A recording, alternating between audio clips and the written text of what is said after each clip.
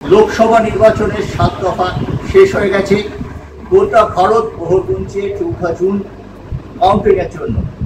কিন্তু মোহনবাগান সমর্থকরা এর মধ্যে কিন্তু অধীর আগ্রহে অপেক্ষা করছেন আগামী মরশুমে মোহনবাগানের কোচের হট সিটে কাকে দেখা যাবে। অ্যান্তোনিও লোপেস হাবাস কি থাকবেন? অ্যান্তোনিও লোপেস হাবাস আইএসএল ফাইনালের দিন তার শেষ প্রেস কনফারেন্সে দেশ ছাড়ার আগে আমার এক প্রশ্নের উত্তরে জানিয়ে দিয়ে গিয়েছিলেন যে কথাবার্তা চলছে, শারীরিক অসুস্থতা একটা ফ্যাক্টর, টিম ম্যানেজমেন্ট আমাকে থাকতে বলছে, কিন্তু আমি দেশে ফিরে যাই, আমাকে মূল্যায়ন করতে হবে আমার শরীরের অবস্থা, আমার ডাক্তারদের সাথে কথা বলতে হবে। শেষ পর্যন্ত যা জানা যাচ্ছে হাবাস হয়তো দীর্ঘ মরশুমের দায়িত্ব দিচ্ছেন না। 99% কোচ বদলের সম্ভাবনায় মোহনবাগানের প্রবল। মোহনবাগান টিম ম্যানেজমেন্ট এখনো হাবাসের সাথে কথাবার্তা বলছেন, কিন্তু তার পারিবারিক ব্যাপার, পরিবার থেকে হয়তো এত দূরে তার কোচিংয়ের জন্য হাবাসকে ছাড়তে চাইছেন না, তার যথেষ্ট বয়স হয়েছে। এরই পাশাপাশি যখন এই কথাবার্তা চলছিল, দ্বিতীয় নাম হিসেবে কিন্তু মোহনবাগান টিম ম্যানেজমেন্টের পছন্দ ছিল লোবেরো।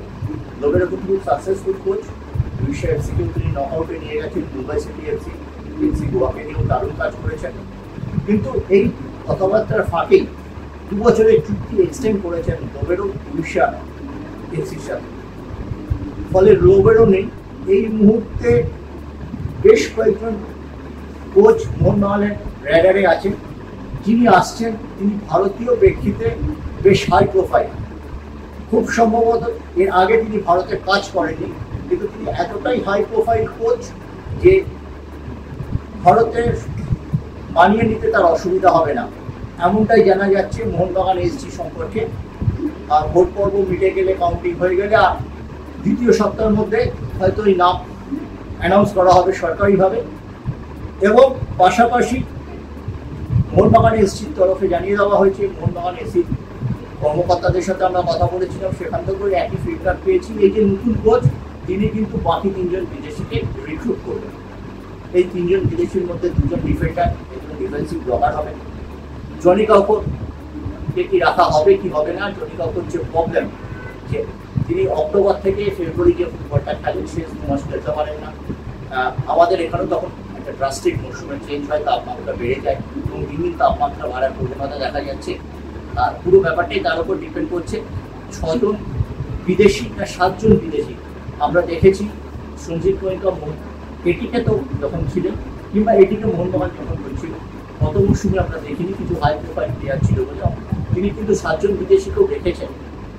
একজন বিদেশিকে তিনি গোটা মরশুম বহন করেছেন, কারণ তার বক্তব্য হচ্ছে যে দীর্ঘ ফুটবল মরশুমে কোনো বিদেশি প্লেয়ার যদি চোট আঘাত পেয়ে চলে যায়, তখন নতুন প্লেয়ার নিয়ে এসে তাকে দলের সঙ্গে সেট করতে 1.5 মাস 2 মাস সময় নষ্ট হয়ে যায়।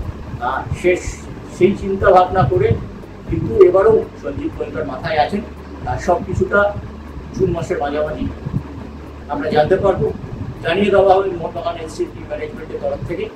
এবং এর পাশাপাশি গত শনিবার সল্টলেক স্টেডিয়ামে গিয়েছিলেন মোহনবাগান এসসির কর্মকর্তারা, সিওর সঙ্গে কথাবার্তা হয়েছে, তারা কিন্তু মাঠটাও বুক করে ফেলেছেন আগামী মরশুমের জন্য। মোহনবাগান কিন্তু নতুন কোনো প্লেয়ার নামার খবর নেই, সবাই বলছে যে চুপচাপ বসে আছেন ম্যাকলেনকে সই করানোর পর।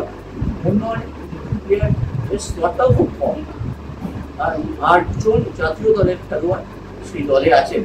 এই ব্যাপারে তো কদিন আগে দেবাশিস দত্ত একটা চমৎকার মন্তব্য করেছেন, সেটা অলরেডি ভাইরাল হয়ে গেছে, যে তিনি বলেছেন বাড়িতে যদি আমার বউ থাকে, আমরা কি আমার মেয়ে দেখতে কেউ বেরোয়, আমাদেরও ঠিক একই অবস্থা। এই দলটাকেই একটা সেট টিমটাকেই তারা ধরে রাখতে চাইছেন নতুন মরশুমের জন্য। এটাই ছিল মোহনবাগান শিবিরের আপডেট।